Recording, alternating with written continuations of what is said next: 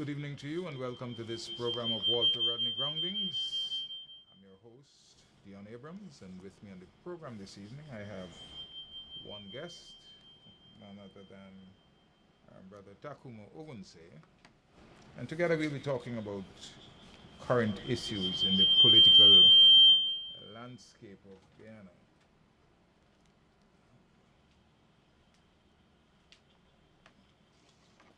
Welcome to the program, brother Ogun. Well, it's always a pleasure to be here on the program. It's always a pleasure to be here on the program, so as we could continue our discourse with our viewership, you know. Well, there are several things happening on the political scene. We also have matters related to workers. We have matters related to, of course, the oil and gas industry. We also have our own concerns in relation to the Walter Rodney's assassination and the inquiry into that assassination. But the Minister of Finance has announced that there will be no bonuses for public servants this year, and that increases will be given to them.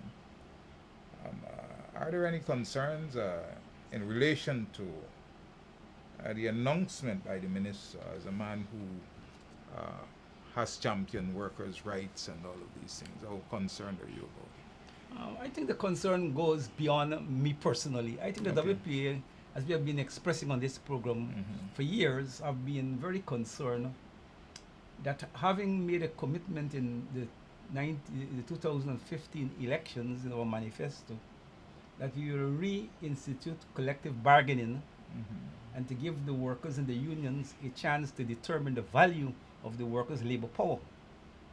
We have on numerous occasions expressed our concern that the government have not yet, struck one such agreement to the real satisfaction of the workers and the unions. And this has been a sore point in the relationship between workers and the coalition government. And as a member of the coalition, the WP have been and is still extremely very concerned. The more recent development, as you mentioned, is in a sense more of the same. But in this present situation, I have a little more sympathy to the government and and the finance minister. Before I express that sympathy, I can't see what prevented them from having a discourse with Patrick Yard and the Public Service Union leadership on their intentions. And by the failure to do that, the apparent failure, because I don't know if they did it, but apparently from the way in which the Public Service Union has responded to the finance minister, give an indication that they were caught, off guard and they had no say in the matter. No, I think that could be avoided. We should have speak to them, even if you didn't have a meeting of minds. At least for the record, you would have said that on this occasion, given the peculiarities of the situation in the context of the no confidence motions and the fact that the government is facing imminent elections, that real politics may greatly influence the government decision of not wanting to go the long way of negotiations, but putting on the table the promised increases to the workers, which was catered for in the 2019 budget. Okay? And because of the real politic situation, I have a little sympathy for them this time. But I can't excuse them of not making the initial overtures to the union leadership and alerting them of their intentions. But you talk about real politics in the face of an election, and you say that, well, you can sympathize with them based upon the fact that, there are monies that would have been allocated in the budget for salaries, salary increases, and so on. But in true terms of real politics, elections are around the corner. We were talking about a major constituency, which I believe is supportive of the government In the main. in the main, right? And how real is that in political terms that you are dealing with your constituency in that way? Well, the real politics that I refer to is the real challenge that faces the government. Mm. You have to decide whether you're going to go down the road of a long negotiations in this election period with the union that may take a lot of time. And if you calculate that at the end of the day, I still can't find the money, or I still can't shift my position to accommodate the union position, okay, there's going to be a stalemate. And whether you would want a stalemate so close up to the elections and its implications for workers who expect to get monies at the year end for Christmas and given the culture. Therefore, if you as a government is faced with that situation, you may be tended to say, look, let me announce the increases that workers had expected. Now we budgeted the money that we know we have, and to at least satisfy our workers and to show our constituents and the workers in general that we have made a meaningful effort in the context of the limitations to make sure that they have some monies at the end of the year. I think I still can't fathom that as real in the sense of public servants, union representation, the ideals that we would have touted prior to the elections of 2015 and all of that.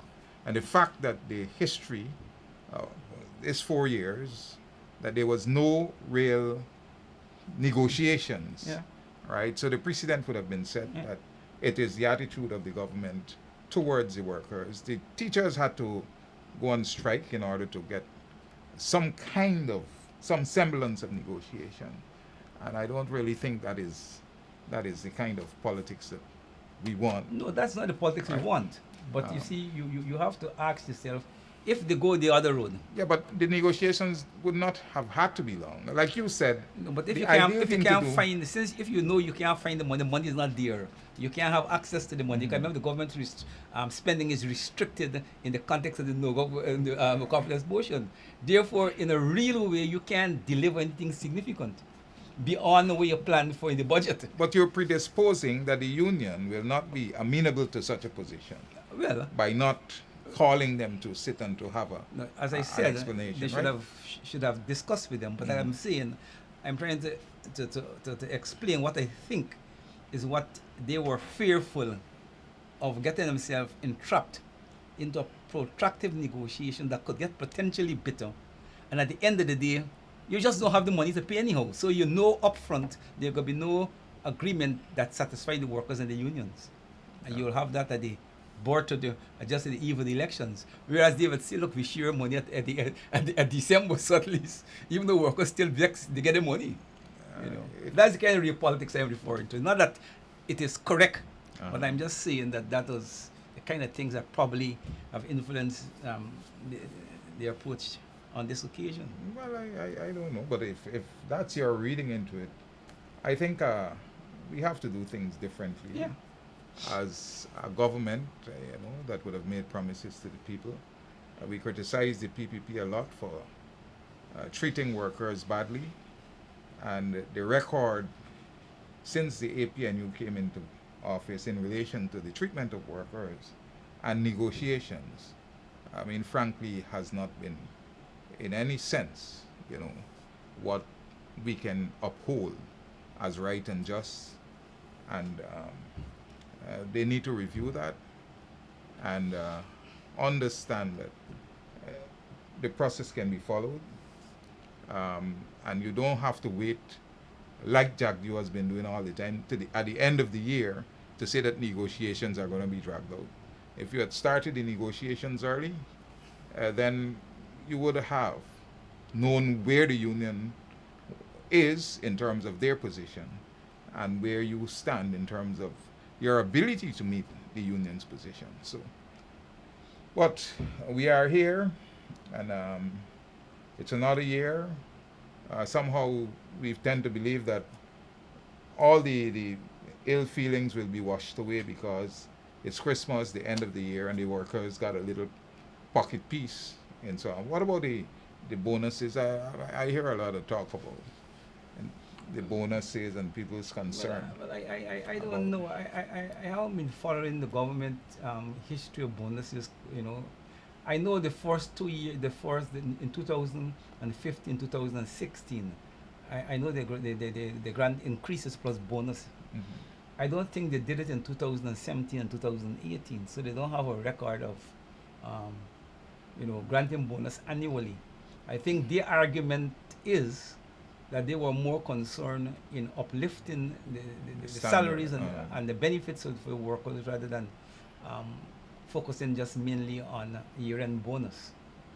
But I mean, I don't. The finance minister made it clear that there is no bonus this year on So how good has the consideration. government done in terms of lifting the salaries of public servants, of teachers, in terms of if you were to compare where we were in 2014 to now? Well, they will argue with great justification that they probably lifted public service um, salaries at least at the lower end to over 65% or something around that, Uh, and they will feel that for them that is a significant thing. But the test is not what the government feel. You see, the government is an employer, mhm. and the employer can't be the one to determine by itself the value of workers' labors. The test is how the workers and the union feel, and I Mhm. think the workers and the union are disappointed that the increases that the government impose on them are not anywhere close to what they believe workers ought to get. So it's not a question of whether the government feel that they did well. It's what the workers and the leadership feel. So I Okay. don't think we could, even though we haven't done worse than the PPP, but the PPP can be our standards. We Okay. have to set standards for ourselves. And I think anybody who objectively look at the cost of living and the protractive, you know, situation of public sector workers that over the last 23 years under the PPP rule, it actually there was economic, ruining of the public service and workers and their families. That needed to be addressed in a manner much more aggressive than we in the coalition government have done. Okay. Well, that's certainly one of the considerations that should be put on the table. Um, but we can't deny, I mean, that the increases, particularly in the minimum wage and so on, were significant. Um, but still, as you were pointing out, what matters is whether those increases afford the people to really lift themselves above the squalor, the poverty, the inability to maintain themselves in a way that would allow them to feel comfortable and at ease as people living in a country like Guyana. And that's a test, right? Because somehow we seem to always measure people's lives and ability to live from a skewed position. And we don't go down to the grassroots to really test how effective these measures that we believe we're implementing are in relation to people's Mm. lives. All right, we take it for granted that we give you this, it's 4%. The other person gave you 3 or 2.5, so we are doing good enough, and you should be satisfied with that. But people want more than that. All right, people want to live comfortably, to be able to send their children to school without having to face the hassle and the hardship of daily living. And once we can get to that level, then we can say we are making headway. All right, but I do hope that in this election year that we can appeal to the people in spite of our concern that we still got to say, what, give us the chance, No, give us the opportunity. no, I mean, like, I think objectively, and I'm not defensive on it. Uh, I can't see how the return of the PPP could be anything better than the present coalition government. I mhm. think that with all the shortcomings of the coalition government, all the missteps and so, they represent, a positive movement in the political and social life of the country. Okay. And I think that they deserve, on the basis of that, a chance. And I think that you have to weigh that in terms of the alternative. The alternative is the PPP. And what we sometimes forget, that this is not a PPP that run the country for one term. This is a PPP that ran the country for 23 uninterrupted years. And sometimes when the discourse on this government achievement versus the PPP, people look at the PPP achievement that is 23 years As against. as against the government, which is only 4 years. So and it is the wrong approach. A better discourse would be what the PPP did in the first term and what this government did in its first term.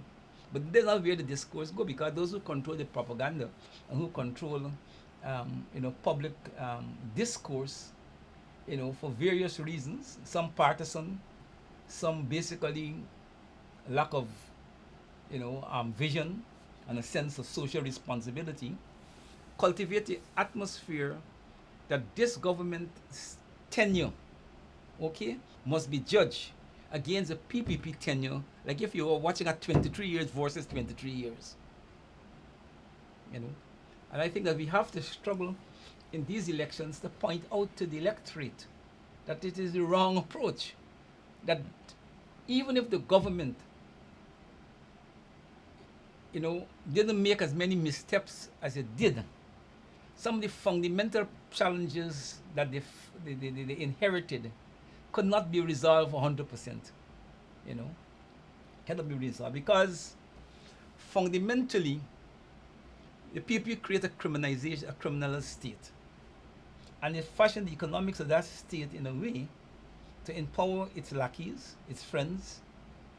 Okay, not necessarily the Indian community. The Indian community benefit indirectly, but the PP's strategy was to build, a new breed of young Indian businessmen, which Jagdeo succeed in doing.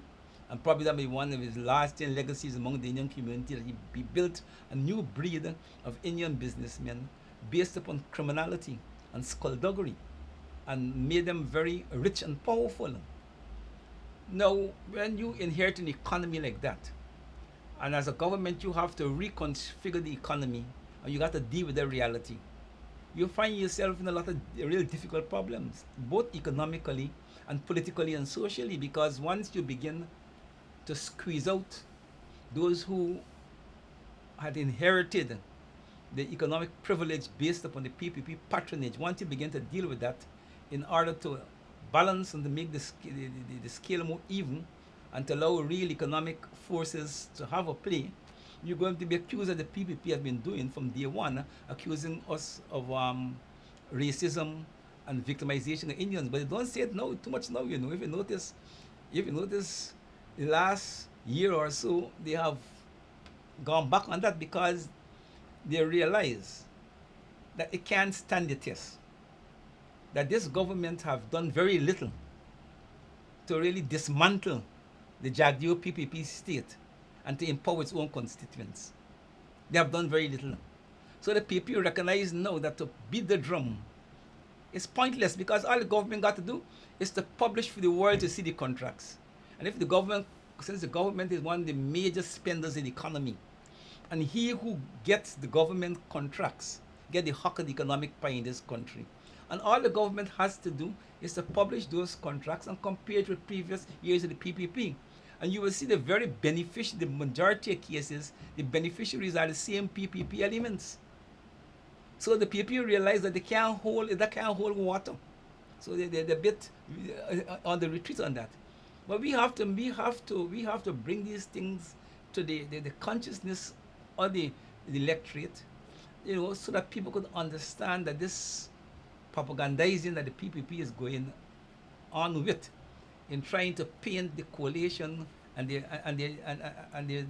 allies as one of the worst things that ever happened to the country is nothing about political deception.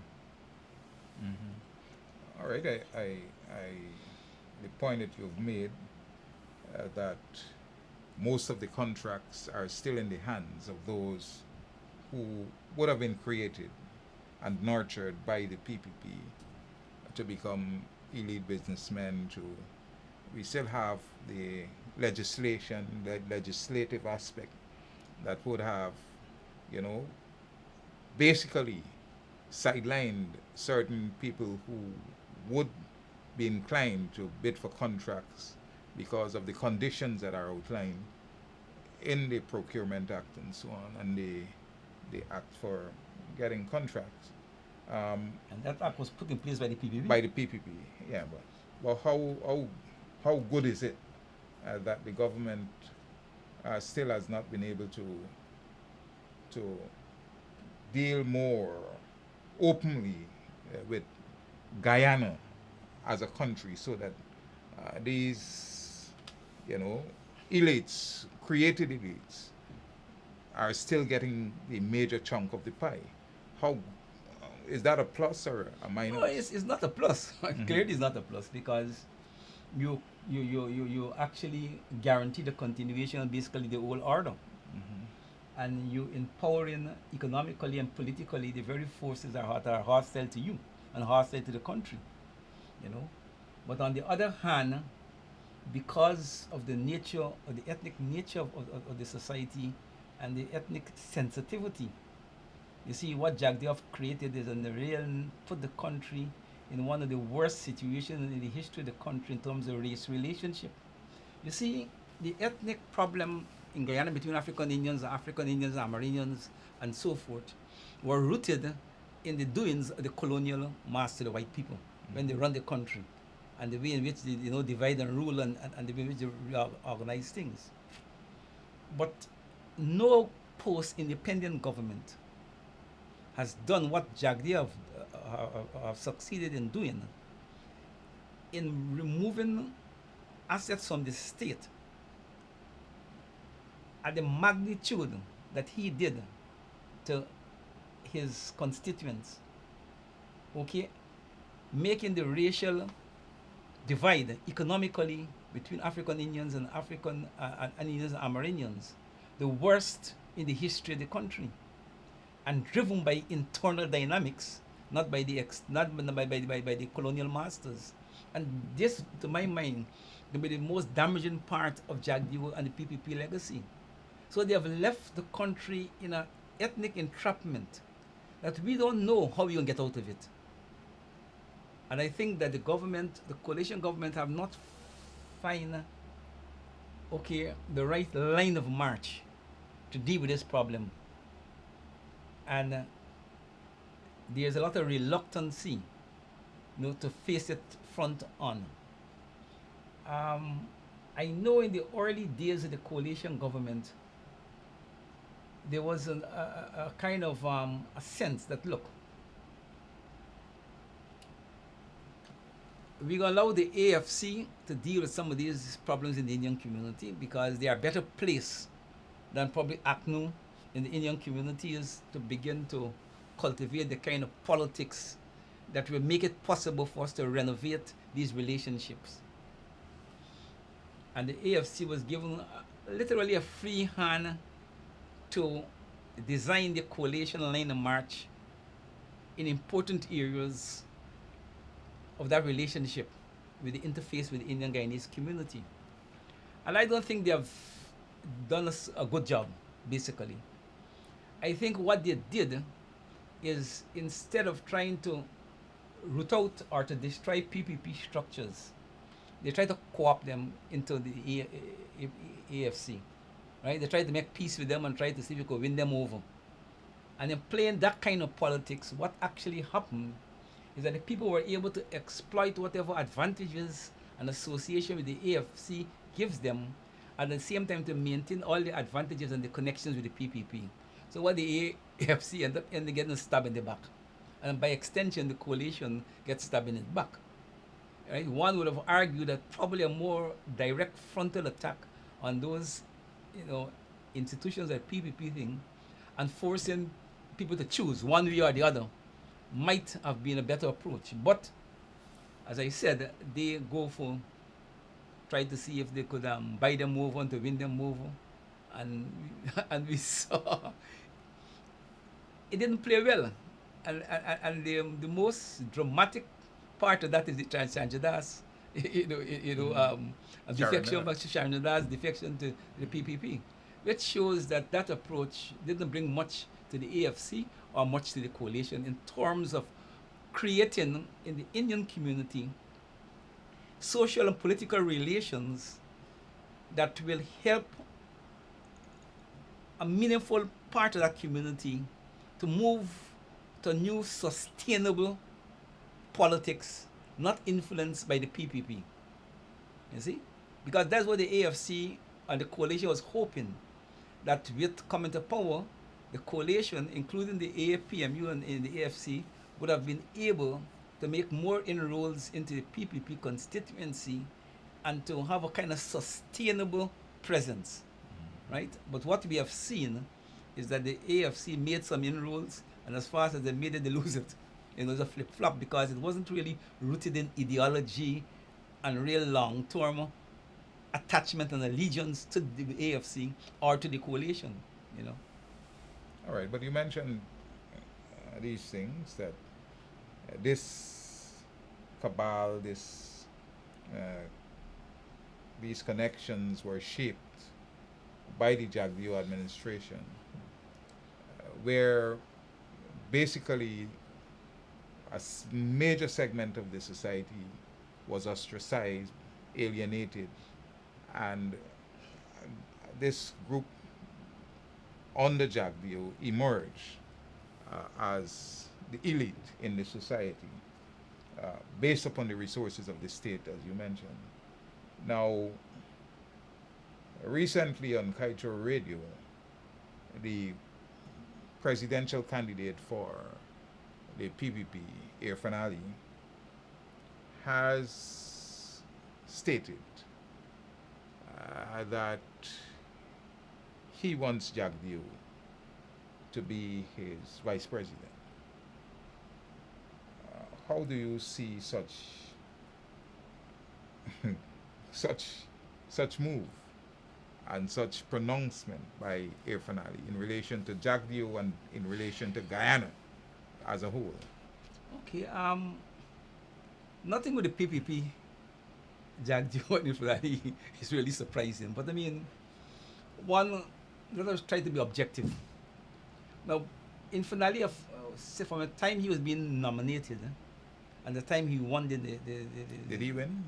yeah, he won in the runoff between himself and the other contestants in the PPP committee, and he won the PPP's presidential candidacy. Has been under tremendous attack as being, you know, the front man for Jagdeo. And in any politician that have any self-respect,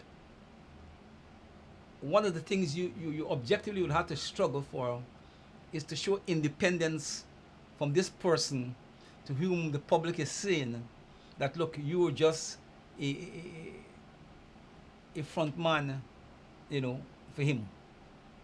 So objectively, Infant Ali one would have tried to use every opportunity he gets to distance himself from Jagdeo so that his own personality and his own presidency begin to surface with more authenticity. Now what he did is to kill his own presidency and to confirm what people have been saying, that he's only running as a cover for Jagdeo. And I can't understand why would he be so suicidal at this point in time.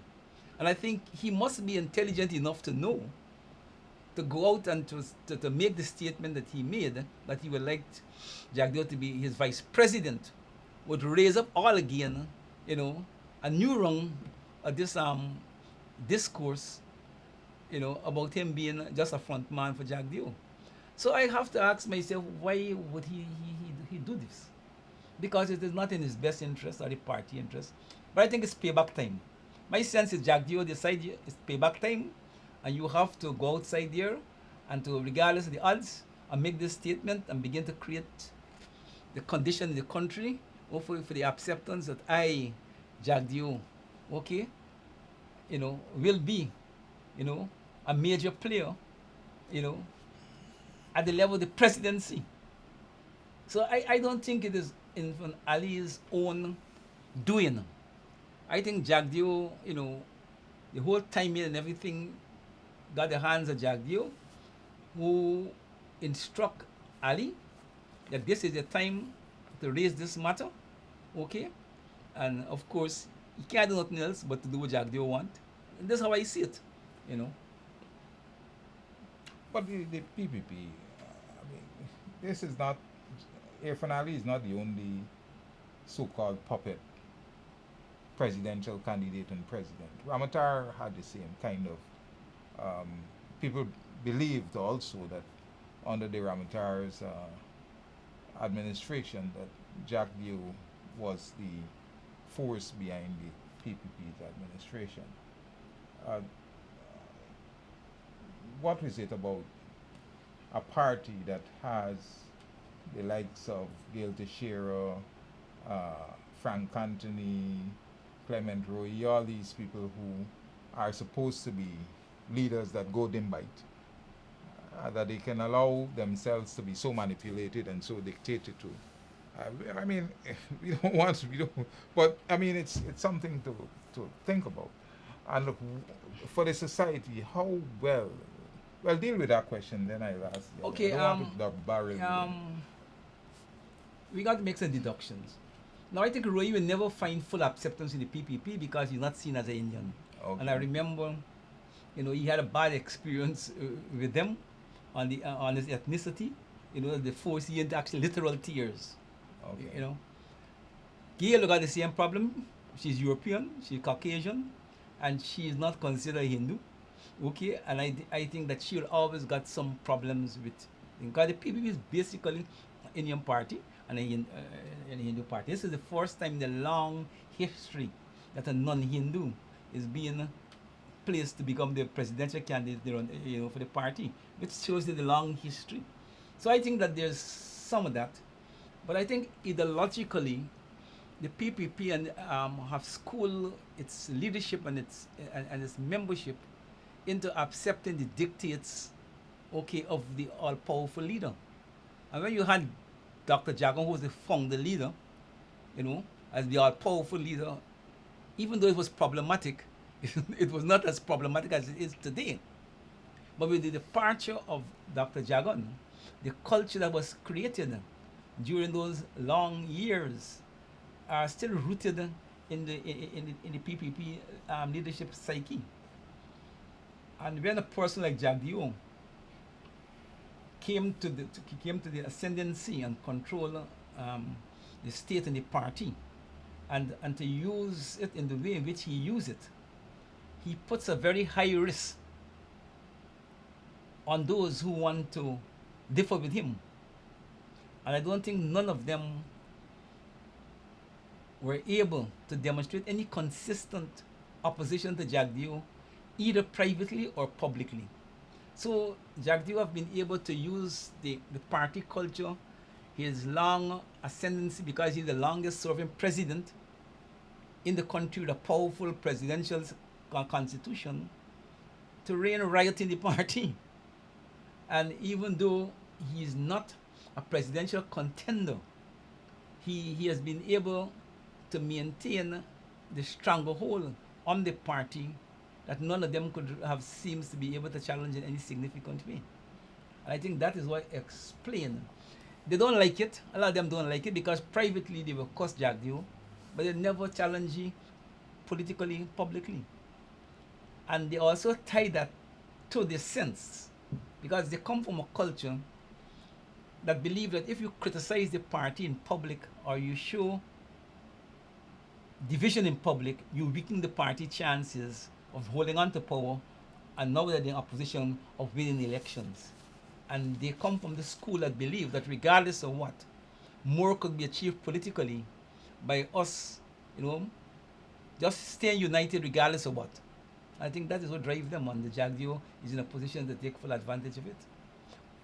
Now you have outlined, and we have on this program pointed out that the economics of Jagdeo were not really um, economics in the sense that uh, knowledge of management of a country was not based upon sound economic policy, but was basically based upon uh, crookishness, of evil doings, of drug runnings, and all of the things that kickbacks, giving away our resources. We see Russell in the Kaito news today, the conditions under which they were granted permission to come here to exploit our workers and to exploit our natural resource, the bauxite, and so on, without even being allowed to be monitored properly so that we can know exactly how much they're extracting, how how much they're getting on the world market, and all of these things. These are contracts that were signed by Jack Leo and so on. But when you listen, if you are following the comments on the social media, there is this perception by some of the PPP supporters that Jack Dio is the brightest and he's an economic czar. How, how do you feel about this perception of Jack Dio as the most knowledgeable person in relation to um, management, or what we call political economy? I mean, the Jagdeo management, the political economy have been a disaster in Guyana. Mm-hmm. So I don't think, I mean, but I think any objective assessment will come to the conclusion that the 20 odd years of the PPP, okay, and particularly from the Jagdeo period right up to the 2015, was one of the worst economic management of the country. But you see, the people who are praising Jagdeo are the PPP supporters and people who probably were beneficiaries or see themselves as possible beneficiaries of the Jagdeo style governance. You see, there are some people who takes a very simplistic approach to economic development. Some people will justify making money, what do you say, Guyana making money out of drug runnings, okay? Because at the end of the day, it's money. Okay. And wherever money comes, money is money. So they have no morality, okay? And they underplay the consequences of those decisions. So there's some people who say once money is being made, regardless of how it is being made, what is important is that money is being made. And they take that kind of simplistic, and that is what Jagdeo strive on. That look, an economic policy that may be dangerous, may have profound adverse conditions a few years down the road for the country, okay, is not important because immediately brings some money to the state. So you give Russell, give away the country's patronage to Russell, for some immediate gains. You don't concern with the long-term consequences. But the state and the government get some money and get some economic movement in the economy, even though down the road it will be negative to the country. They don't care. And I think that's Jagdeo's style of economics. Okay? So if we could do all of these corrupt transactions and these bad transactions, but at the end of the day, the books could show a 6 or 7% increase in, the gross domestic or gross national product, that's good for me. But I mean, some economics are based upon more important economic fundamentals, both short-term, medium, and long-term. And if you put the Jagdeo PPP to that kind of objective economic test, they are miserable failures. Miserable failures. And we are feeling that failure right now because of the fact that we are trying to stamp out this corruption, the drug runnings, and all of these things. And so people are arguing that money is not circulating is not as much. circulating. Which is true. Right. Because you can't get both ways. Which is this I'm saying that's what makes what Jagdeo did so dangerous. Because he puts you in a situation and he creates a culture based upon criminality and skullduggery and getting money fast, regardless of how you get it, that get embedded in a significant portion of the country youth and the country as a whole. So now with the coalition government correcting those things, it really is challenging. It is hurting to, it is hurting. I think that the coalition government was not sufficiently careful to analyze the consequences of its renovation economy and to put in some safety nets to the most vulnerable. I think we could have done better. Okay. But everybody argued, IMF and everybody today argued that since the coalition government came to power, Guyana is on a more sound economic, fundamentals. And the economy, to the extent that we have 3% or 3+% growth, or 4%, whatever it is based upon more reliable and sustainable economic management. And I think that is a plus. And even the PPP can't challenge that. Okay, so that dispels the idea for those who are, because one of them was saying that, that he's the brightest, he's the best for the country and so on, but it's basically a narrow perception of, or a lack of understanding of political economy, what we call economics, and basically management of the country. So he's not the brightest, and he's not an economic czar. He talks a lot, and our own Professor Thomas would have dispelled many of the arguments that he would have put forward. In fact, I remember one program, he said that I listened to some person, he didn't call a name, talking about some aspect of economics, and he couldn't understand a word. And he said he was trained in finance, and he didn't understand what the man he said. So a lot of what songs good really. To the uninitiated, anything that's only fancy, capture their imagination, right, and they jump behind it. But right. To the man who is who critical who knows what to look for, what to listen for. It makes sense. It doesn't make no sense. And Jack Deere is the master of political deception. Yeah. And I mean, you gotta get credit to you. The thing that I want to say, like, but the thing is, I can get Jack Deere credit. Jack Deere is a bare-faced and bold-faced liar. Jack Deere will be lying, and he does it in such calm and in such a convincing way, without any moral, feelings that nothing. And I think that is what play, at least in the short term, for him, because he sung to his constituent very convincing, Yeah. and they buy into it. And then but several times he has had to retract. But he doesn't mind. Yeah. They remember though. He get up another thing. He get up that thing.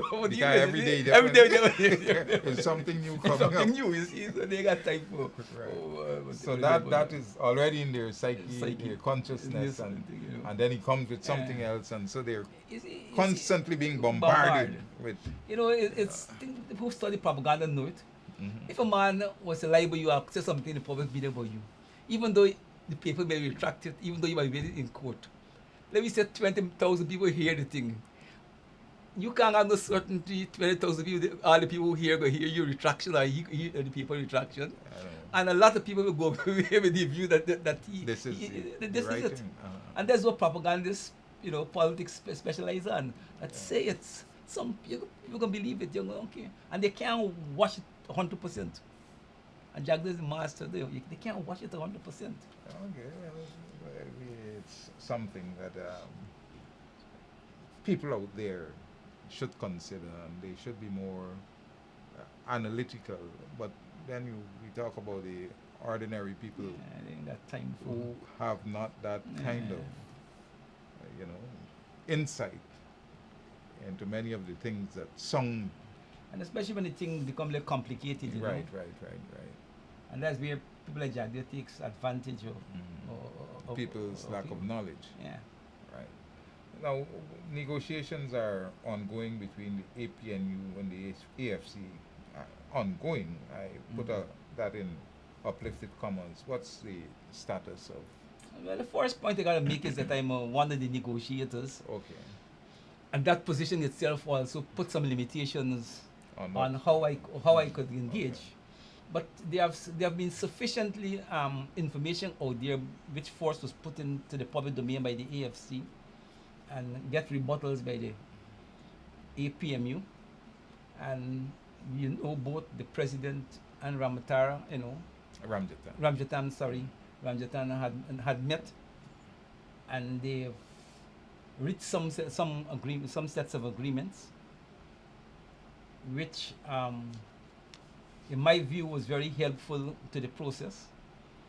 But I want to say, in order so that people could, get a better sense of the negotiations. I mean, both sides entered the negotiations, in my judgment, with clear and definite mandates from the principals. We in the APMU delegation, headed by Sister Val Lawrence, we were briefed by the president, and the APMU executives about what are their expectations. And we entered those negotiations with a clear sense that we will fight vigorously to achieve what the APMU wants to achieve in the renovation of a new Commonsburg Accord. But we will do that very conscious that at the end of the day, we want to come out with a united coalition. So regardless of what the instructions you have to fight energetically, you are always under an equal responsibility to do so in a manner that will guarantee the outcome of having a coalition. And the AFC have indicated a similar approach when we first met, that they have the mandate and so forth, and they're instructed by their principals to make sure that they come out with a united coalition. So the talks was always being done, unlike the first talks, unlike the first APMU AFC negotiations, where the parties were separate and they come together for the first time, and there was great uncertainty as to what extent each party may want to go to have an agreement. These talks are different in the sense that upfront, both sides single the intentions to have an outcome which is a united coalition to contest the 2020 elections. So the possibility of a failed talks was never a serious matter, because both sides came to the table with a commitment to make sure that we deliver to the Guyanese people a united APMU AFC coalition. So there was never really, in my view, any real possibility of the talks collapsing to the extent that we don't have an outcome. Now, we have done most of the hard work, and most of there's only two major outstanding matters. The president and Ramjatan, when they have met the first time, they have resolved the whole question of the prime ministerial candidate coming from the AFC. Then we met subsequently after that meeting, and we did, work as a team, both sides, and we forward only two issues to the president, to the leaders, and the matters that was in the public, the question of the formula to determine allocation of seats. We couldn't resolve that around the table. When we adjourn, what was on the table is that the AFC wanted a 37-67 change, where they concede 3%. They're prepared to give up 3%. And the APMU had on the table a 30-70. Okay, and both sides held to their position, so that was one of the matters that was sent up for the two leaders to discuss and to resolve. Another issue was, the AFC had raised the question of they want some representation, and they want, to have some ambassadors, to be appointed. and that matter we couldn't resolve, and we passed that up to the two leaders. And they met, but we haven't yet had a report on, how those talks went. But apart from that, there's probably two other minor matters to be resolved, which I think will be resolved once those two major things are resolved. So there's not very much more to work to be done. So I would say that it is more likely that in another few days we will probably have an official announcement of some, new agreement. The probability of that is far greater than not having an agreement. So I think our constituents in the country could rest assured that there would be a APMU AFC coalition in the 2020 elections. The AFC has come out and as a party, as a group, and that unit has pointed out that one of the areas of contention is the prime ministerial candidate. That for them, it's Ramjatan or nothing. That seems to be one of the contentious issues in the negotiations. Is that a fact, and how is that playing out? No, I mean, it is a fact that the AFC has made it clear that their nominee for the prime ministerial position is Ramjatan. It is also a fact that the leaders agree, okay, that the AFC would be given the prime ministerial position. Okay, now there is a little technicality here because the constitution mandates that the president appoints, or the president, or the most correct term, I don't want to use to run me into trouble, but the president has the power up at the end of the day to decide who's going to be the president and the prime ministerial candidate. Constitutionally, that falls within his remit. But politically, parties could meet and negotiate and strike an agreement as to who will be a particular party candidate for the president to consider. Right? Now, in the last Commonsburg Accord, those agreements, we got a lot of licks in the public polemics that we agree on a lot of things that came into conflict with the Constitution. And this time, both sides have been trying to do business without it conflicting with the Constitution. Right? So there is concerns how this particular thing will play out. Okay. I can't predict, and the president is the best person,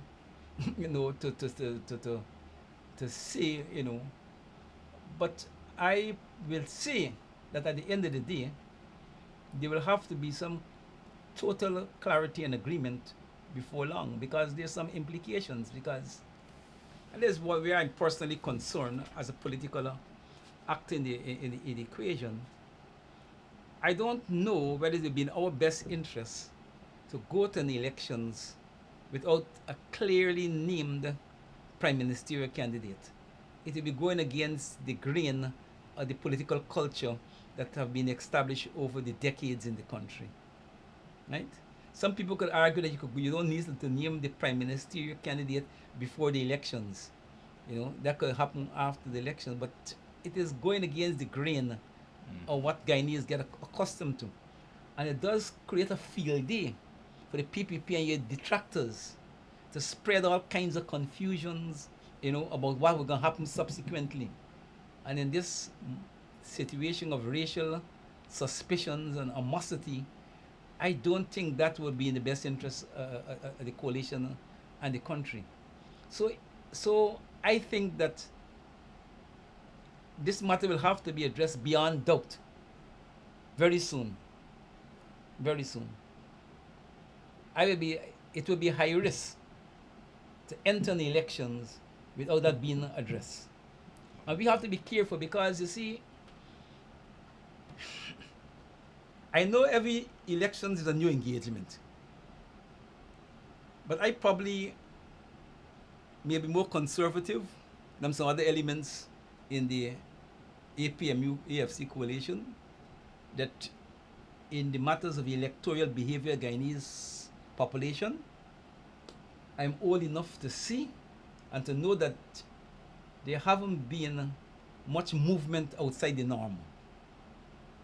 And I don't know that it's in our best interest to create a line of political march that negates a lot of what people expect and to introduce new approaches given the present political consciousness of the nation.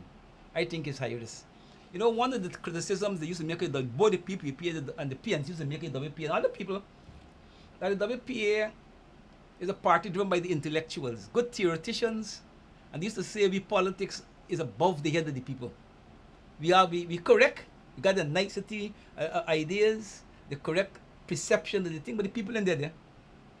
Therefore, at the end of the day, the people are going to behave in a way that is consistent with where they are in the terms of political consciousness. Okay. And today, I'm amazed that we, the WPA, seems to be more rooted in trying to find concreteness in our politics. Mm-hmm. And those who were critical of us seems to be adventurous in trying to introduce, new conventions and to willing to run a high-risk political game. All right, well, we have to stop here on that note, but it's an interesting note to end on. And I want to thank the people out there who have been watching the program and who are with us every week in these discourses so that we can better inform you on what is taking place in Guyana. But do look out for us next week, same time, same channel, when we will have another program of Walter Rodney Groundings. I want to thank you, Brother Tacuma, for being on the program. Do have a good night.